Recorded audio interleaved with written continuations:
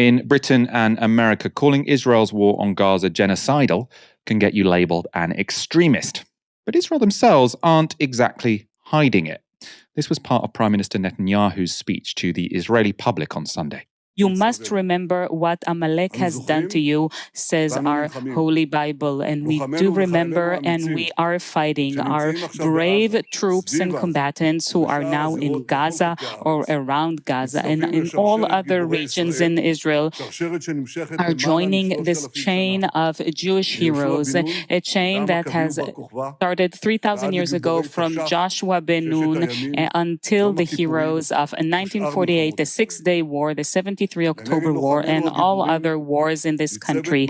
Our hero troops, they have one supreme main goal: to completely defeat the murderous enemy and to guarantee our existence in this country. We've always said, never again.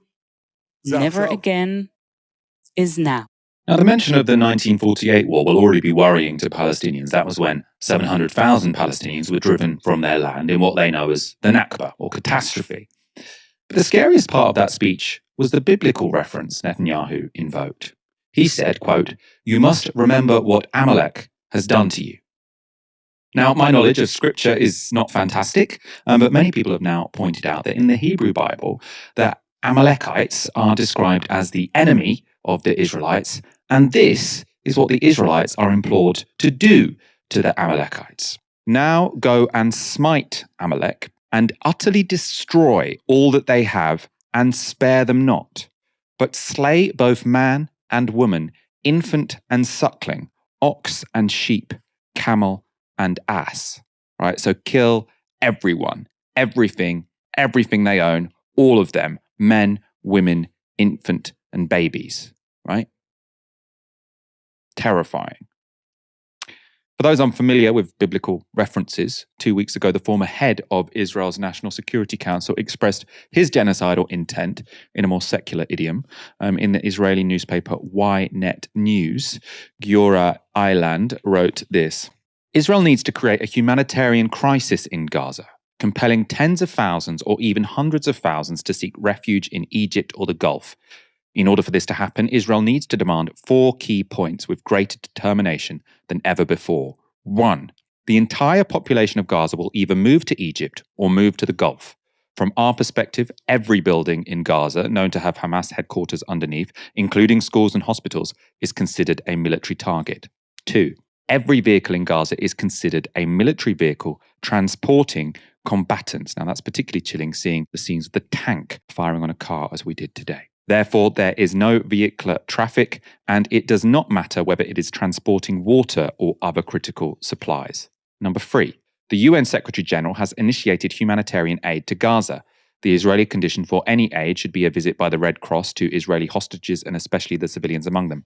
Until this happens, no aid of any kind will be permitted to enter into Gaza. That is, by definition, collective punishment, a war crime.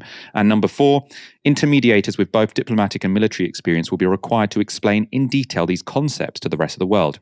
It will not be possible to remove Hamas without exerting pressure, and if the Americans do not receive a clear and detailed explanation from Israeli officials and understand that Israel has no choice, it is comparable to the Japanese attack on Pearl Harbor, which led to the launch of an atomic bomb in Japan. So he's talking about an attack on Palestinians to the scale of the atomic bomb. And he concludes by saying this: as a result, Gaza will become a place where no human being can exist.